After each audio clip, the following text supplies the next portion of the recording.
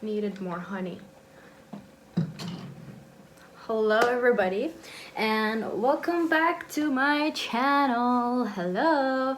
Today we're going to do a book review of everything that I've read since my last video, which if you haven't watched, check it out. It's linked below. Or if you want like a more nuanced takes and like a proper review, I wouldn't recommend watching my video because the way I talk about books, I don't think is necessarily the most nuanced, and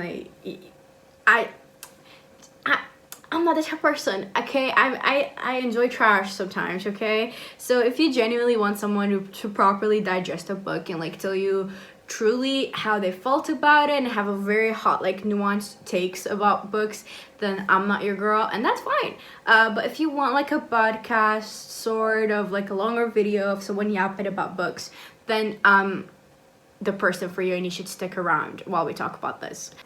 Okay, let's get started. I have my Kindle here, which is majority of the books are on my Kindle, but I also have a very small collection behind me. This is not all my book collection, but there's some books that I can't find anywhere, so this is my you know, whatever I could find version. And we're gonna talk about some of the books in the back, but for now we're gonna talk about the books in this Kindle, okay?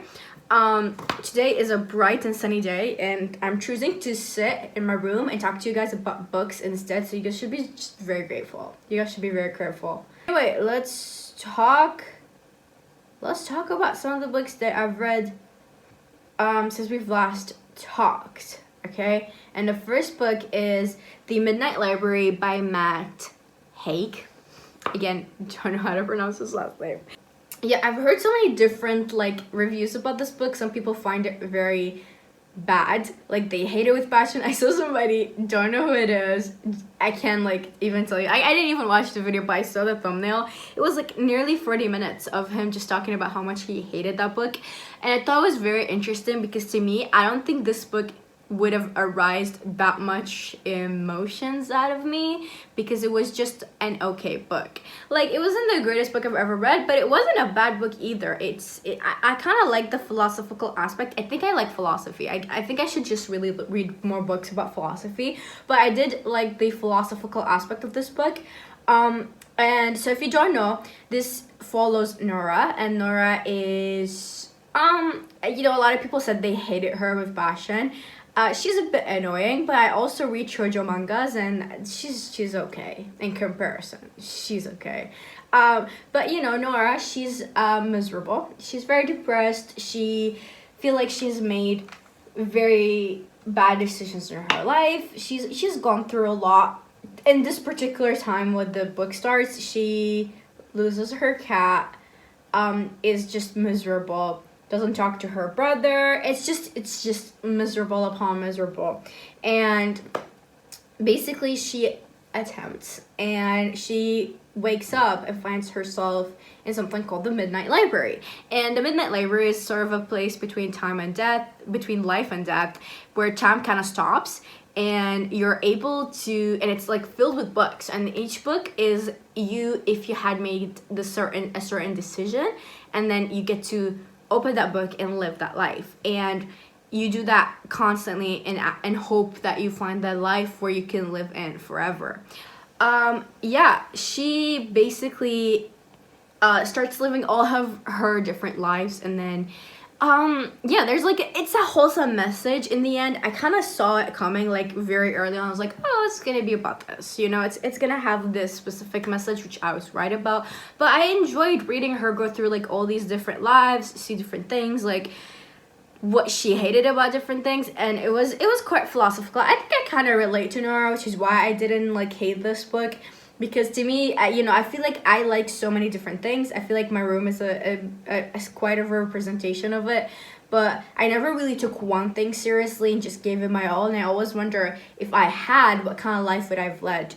And so when I read this book, I sort of understand her. And as a person, I'm heavily intrigued by the idea of me getting to try out these different lives And so yeah, but like it has a nice message. It isn't like the greatest book I've ever read, like isn't like the best fictional book I've ever read, but it's also not bad. So I do not see the hate towards it, but maybe I'm not like intellectual enough to understand it. So I'm just gonna say that it is okay. I give it a 3.5 out of 5.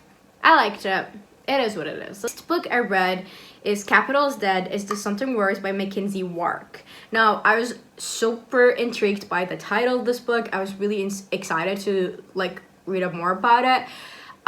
The whole book, basically, the author argues that capitalism is gone. It's dead, basically, just as it says. And this is something worse, in which big tech companies utilize the data that they harvest from us in a way to control the economy and in turn control basically the entire country. So now we're no longer in capitalism, we're in this different thing. She does name it. I don't remember what it was. I can look it up real quick. Okay. Oh, honestly, I thought that I may have highlighted it, but I haven't, and so honestly I have no idea. I think she called them like the victorialist class. Now I'm super intrigued about this because I see a lot of people talk about this online, that it's no longer capitalism. Some people call it like tech feudalism, which I'm so interested and very open to the idea. I just think that this author did not necessarily persuade me, because her sort of argument is that they use data, right? But how could you access that data? Like, as a person right now, I do not have access to those data, nor do I have access to the means to harvest data from other people. How would I do this? It is by having capital.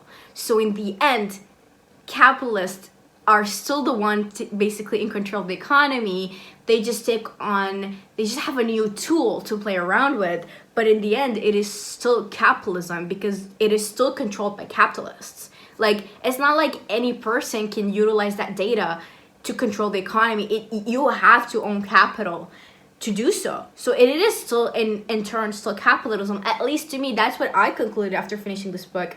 I don't know. I didn't like this book at all. The author does go on a lot of tangents.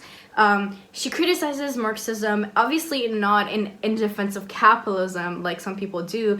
And some of the arguments that she makes up are actually valid. Like, I agree with some of the criticism that she says about Marxism.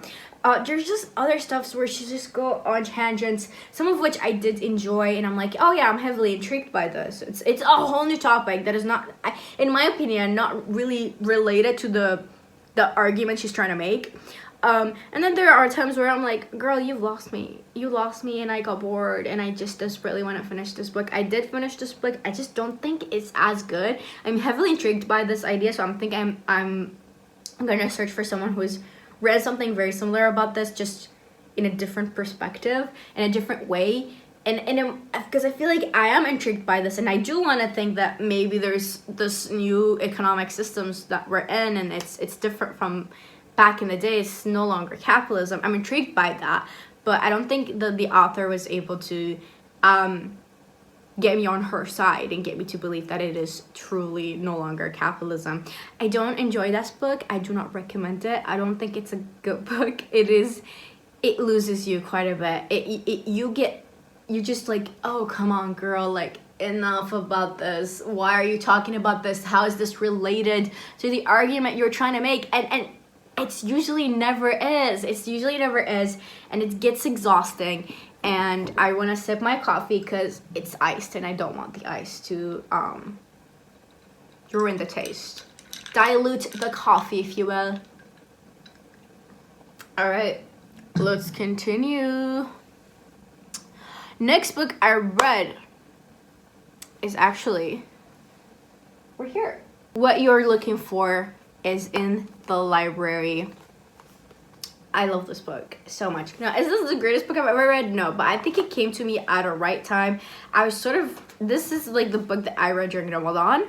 I was really tired. I'm not tired, but I just wanted something calming and something that wasn't, overly stimulating. And this is exactly it. This book follows different characters. So each chapter, it's a different character, but they all live in the same neighborhood, and they all go to the same library in the story. and it's basically as it is. It's a Japanese book, by the way. It's what it says. What you're looking for is in the library. There are different. These people are all going through different things. They're struggling with different problems, and they go into the library, and they try to find books about this problem. And in there, the librarian will recommend the books, books about specific topic, but she'll give them one extra recommendation, and that extra recommendation truly resonates with them, and it helps them, pushes them to achieve what they want to do.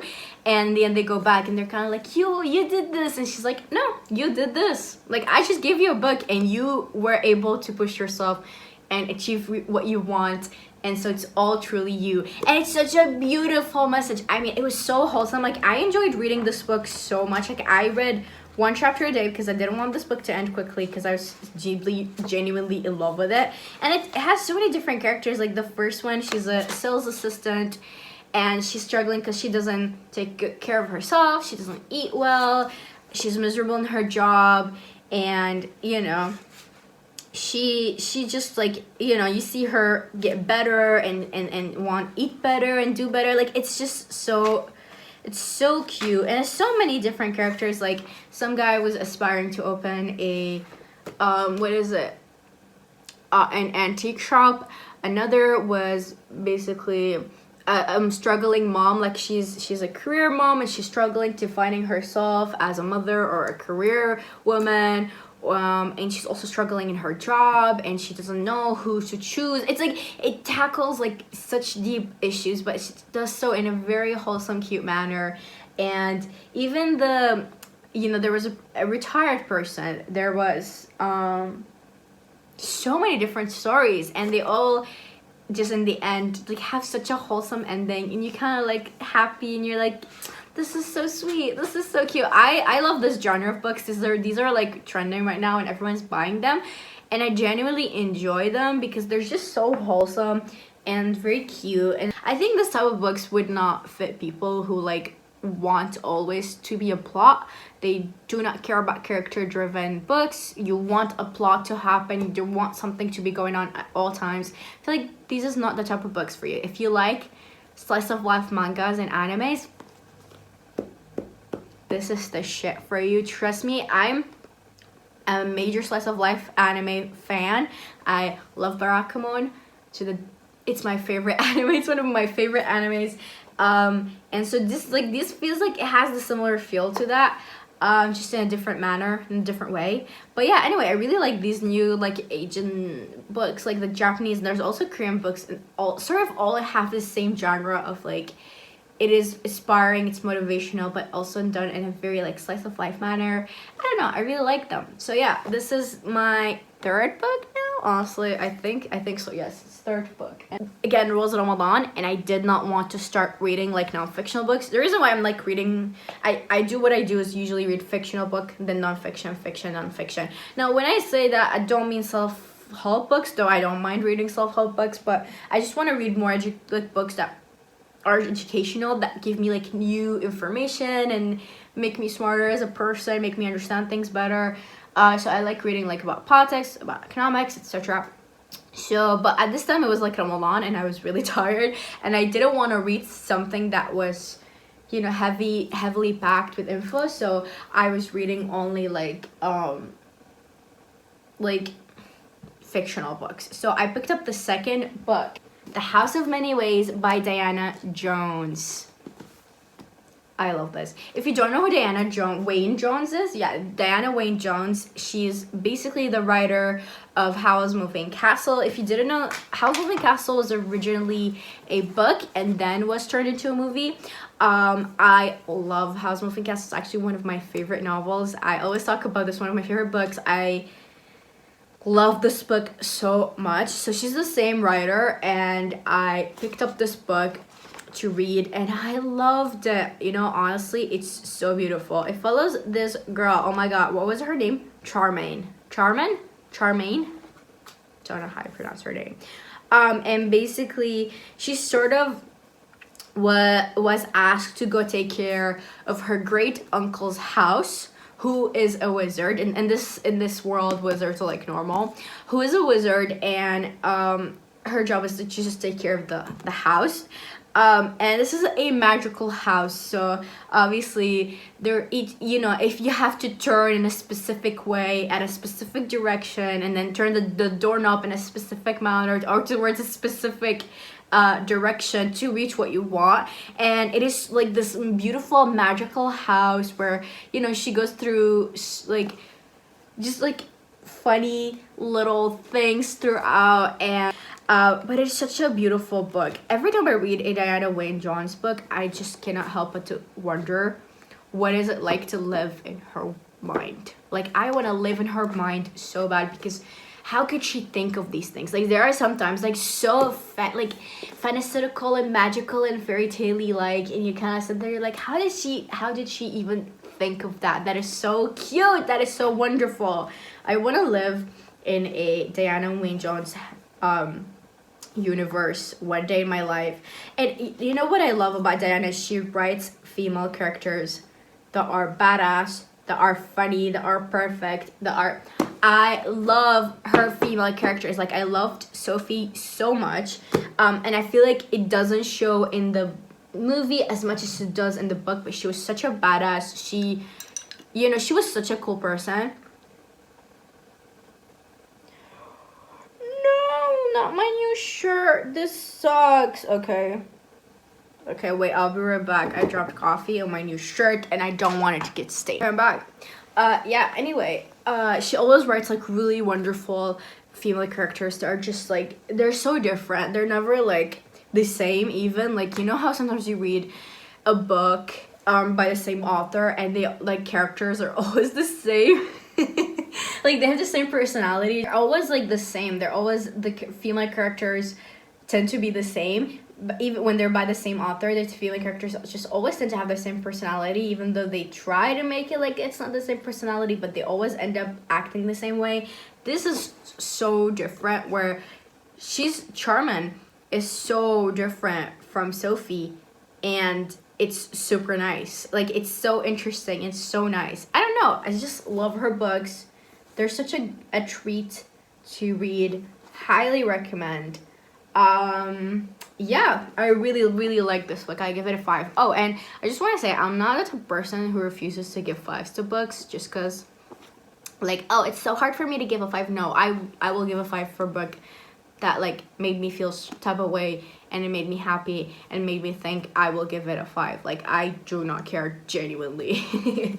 So I read these 2, and then I read the 3rd book from the Emily Wilde trilogy. Now, if you guys don't know, I don't think I've talked about this on the channel. I love the Emily Wilde book or trilogy so much. I've read the first 2 books, and I've given both of them 5 stars because I love them so much. Like, I loved it so much. I love the characters, love the main character, Emily. I love the male character so much, Wendell. I love the banter between the two. I love how unique the characters are. It's just such a good book. I love both of them. They are a cozy fantasy, so it's not everyone's cup of tea, but to me that was really good. That's like one of my favorite books.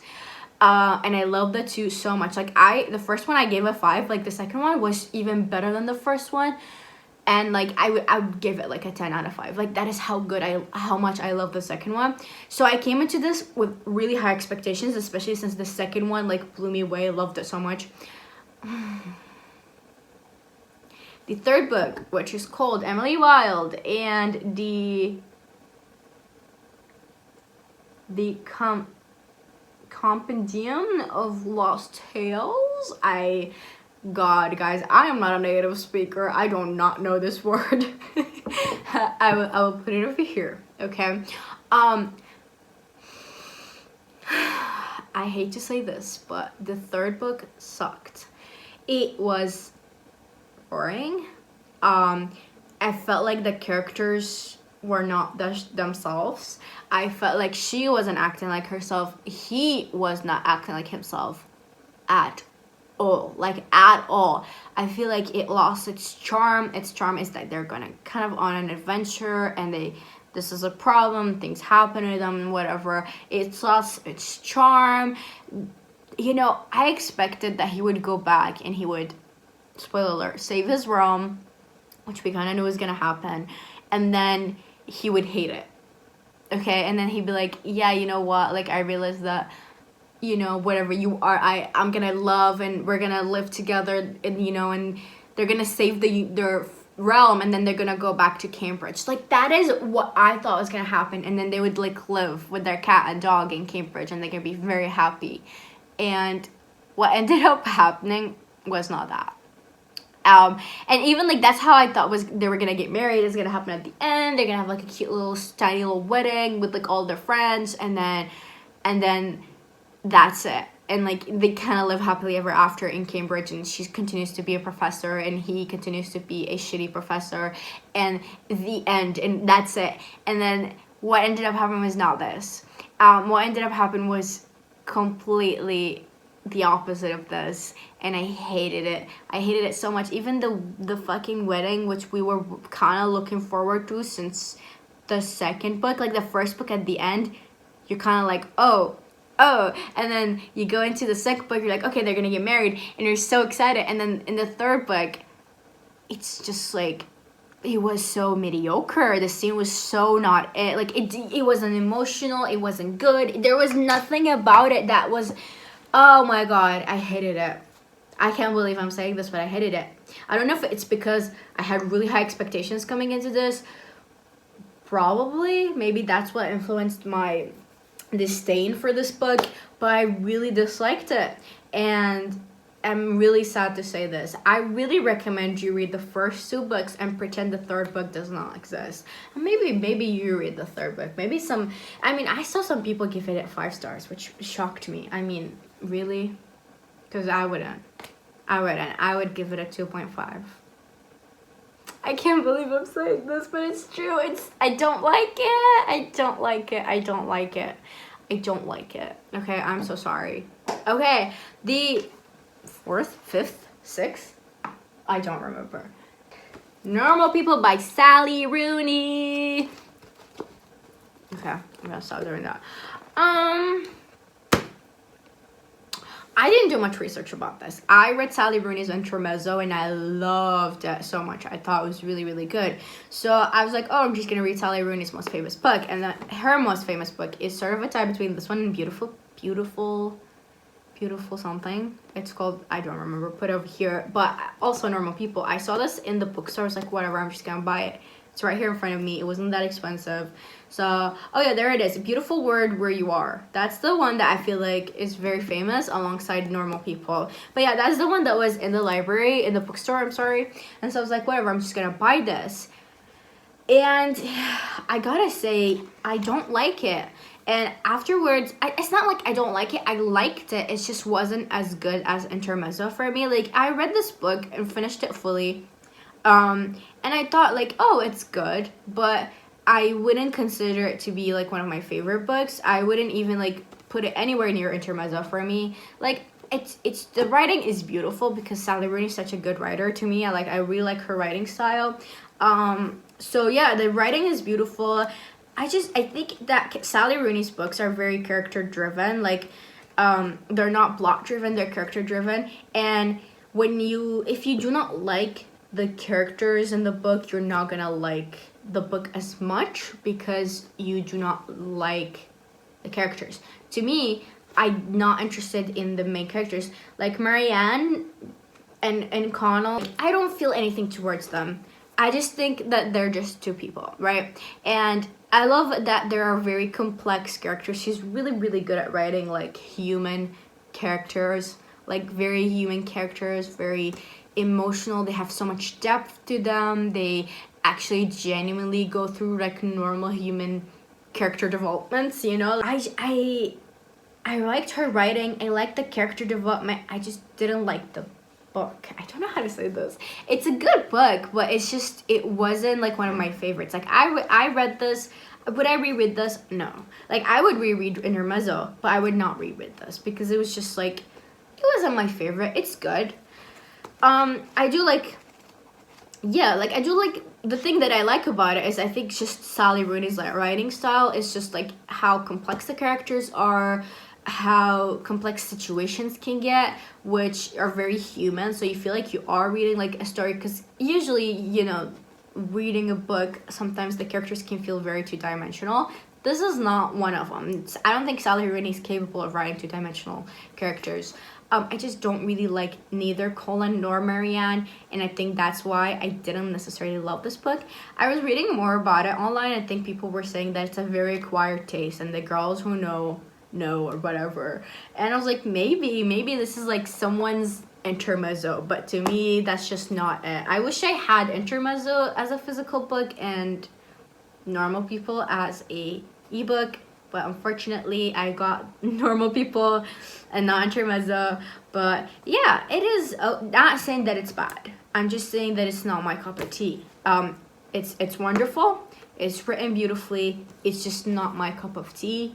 I would read this, like I said, I'd read this once and I wouldn't read it again. Yeah. Next book I read was Economics of Inequality by Thomas Piketty. I think that's how you say his name. This is an economics book.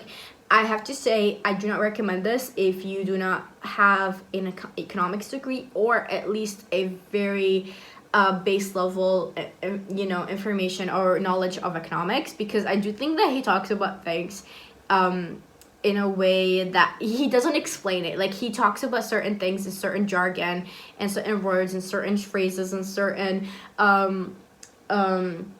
like, you know, economic knowledge, and then he doesn't explain what it is, so he expects you to know. So I think the audience for this book is definitely people who have to some degree knowledge in economics. So yeah, this was fine for me. I learned a lot from this book. This was written in the 90s. I think it is still relevant today. I read a lot about this book. I understood so much more things than I think, because he talks a lot about labor unions and their effect on the labor market. And I think that in college they always sort of like any form of, they kind of tell you this and then they say that, well, that's not necessarily true because in real life it doesn't work like this, but you know, in theory you should never intervene in the market. This book sort of covered that aspect. I really enjoyed it. I really liked it. There's a lot of statistics that I think I'm gonna like pull from here and talk about in the future, so that's nice. Yeah, I really liked it. It's a solid econ book if you're interested in economics, or if you're interested in economic inequality. It's a really good book to read, but I do want to say that I do think that it may be slightly confusing, unless you're willing to like Google a lot of those words and look them up yourself, then that's fine. But I do think it may be a little bit confusing. The next book I read, The Days of the Muraski Bookshop by Satoshi Yagisawa. It's really short. I think it's 100. It's 147 pages only. Okay, this was a really quick read for me. I really like this book. It's so cute to me. It felt like an anime. Like, you know, the what you're looking for is in the library felt like a like an anime, like slice of life anime, but I still could imagine the characters as human beings. I don't know how to explain this, but here, to me, everyone in here was a anime character. Like, he was straight up an anime character. That's how I saw it. I really liked this book. Like, I really liked this book. Basically, there's the 25-year-old Takako discovers that she's the other woman. And basically she's dating her colleague, and she didn't know that she was the other woman, and he is going to get engaged. He's getting married, and the person he's getting married to is another one of their colleagues. So they were dating, and she didn't know. And then he was also dating her, and just like when they were in dinner, randomly, he was like, oh, I'm getting married.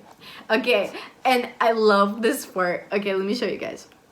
One day, Hideaki, the boyfriend I'd been going out with for a year, suddenly blurted out, "I'm getting married." When I first heard it, my mind was filled with questions. Now, if he'd said, "Let's get married," I would have understood. Or if he'd said, "I want to get married," I still would have understood. But "I'm getting married" was just weird. Marriage, after all, is a convent based on mutual agreement. So grammatically, the sentence was completely wrong. This book is so cute. So basically, she struggles so much because he's her colleague and the girl is also her colleague. So when she goes to work, she's just having a hard ass time because, you know, they're always around her. She gets depressed and she struggles like going to work. So she decides to quit and she's just sitting at home, basically sleeps all day, doesn't do anything. And then her uncle, who owns the Murasaki bookshop in Tokyo, calls her. He's like, "Listen, you're not gonna be able to pay your rent because you're not going to work. I have a spot in the bookshop in the second floor. You can live there and you can work there for like, you know, in return of you living there and me feeding you, basically.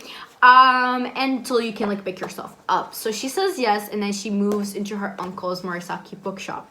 You see her go through sort of a change where she gets over, you know, her breakup, when she starts falling in love with books and the Murasaki bookshop, and like all those like, you know, events that sort of lead her to get better. You also see the uncle, and the uncle has its own story, and you kind of get to know the uncle's story about with his wife and everything.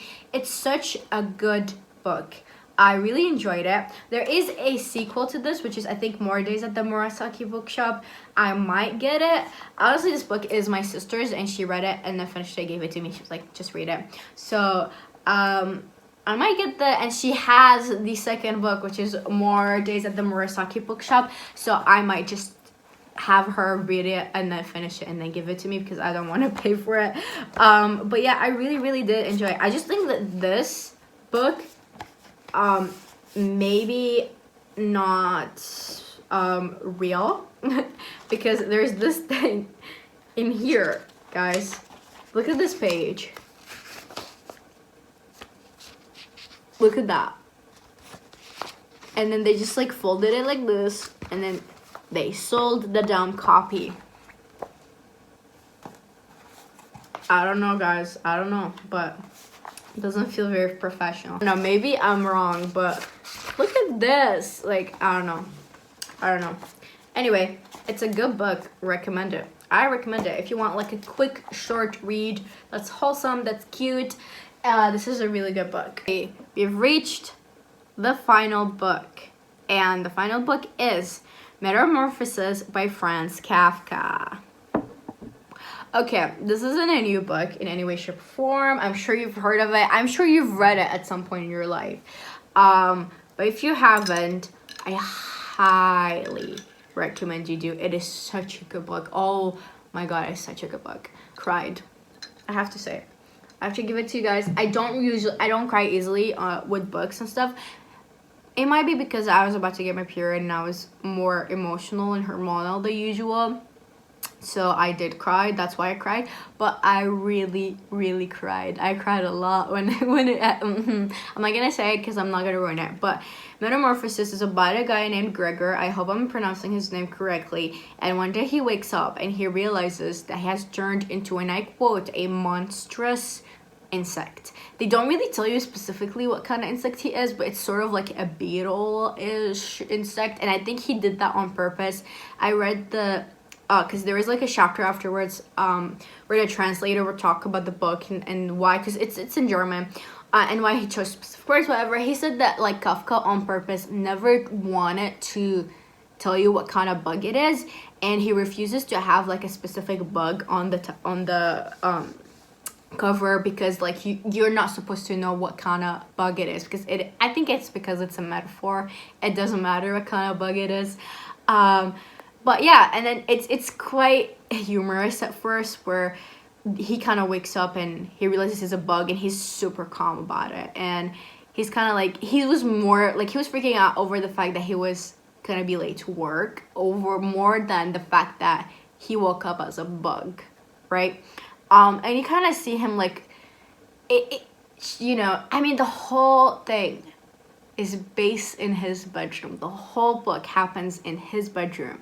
And yet it was like one of the most entertaining things. I was reading this thing and I couldn't put it down. And I loved it. It was such a good book. And when it got to that point, I genuinely cried for him. Like, I genuinely felt so bad for him. I think that his family like exploited him and his family doesn't care for him, and it's so sad. I was reading on Reddit kind of what people were thinking and stuff, and someone said that it might be a metaphor for people who get paralyzed, like wake up with disabilities, wake up with like get an incident and then wake up with disability, and how they become sort of like an insect, like they become a burden to their families. They become they kind of get shunned by society. They get shunned by people around them. And I'm not gonna say that part, but yes, there's this part of it, because just in case no one read it and you're gonna go read it. It made me even sadder after reading that, because it does make sense. But it could mean a lot of things. I mean, I think Kafka's work, he does that on purpose, so you can like interpret it the way you want to. I don't know what I was interpreting when I was reading it. I don't know what I was interpreting or what kind of metaphor was in my head, but I felt so bad for him. Like, I genuinely felt so bad for him. And I cried.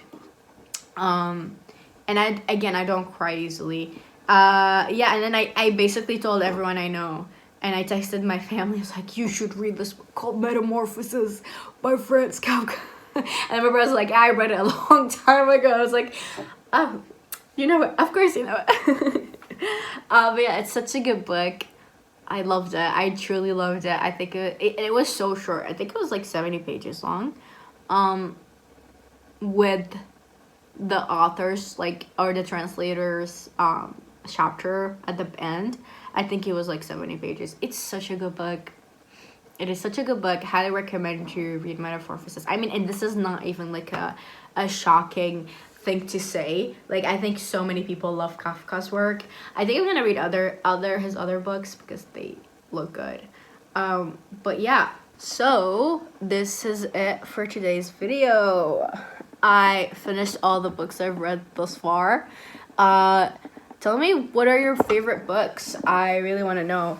And tell me if you have like a book recommendation for me based on the things I talked about and the books that I liked. Right now, my current read is Walkable Cities: How Downtown Can Save America One Step at a Time by Jeff Speck. This is like such a weird book to read because I'm not even American, but I'm kind of interested in like walkability and stuff like that. And I saw a YouTuber talk about it and said this was a good book, so I actually downloaded it to read it, and I'm enjoying it thus far. I read like 24% of it, and I really liked it. So yeah. And then my next book is gonna be the Scream book. I already bought it. It's the Scream book that's called Welcome to the Hyandong Bookshop by Hwang Buryom. I think I'm pronouncing him. I hope I'm pronouncing his name well. But this is the book. Yeah, I'm really excited to get started. I think I might get started with it today and just read that in the afternoon and have that be my morning book, and then this is be my afternoon book. But yeah, that's it for now. I'll see you guys all next week, hopefully, because I suck at posting weekly. But hopefully next week I will post a new video. I have no idea what my next week video will be, but I will think of it. Well, I will cross that bridge when I get to it. So yeah, let me know what kind of videos you may want from me if you give a fuck. If you care, let me know what kind of books, what kind of videos you want me to do. But that is all for now. I'll see you guys next time, and bye bye.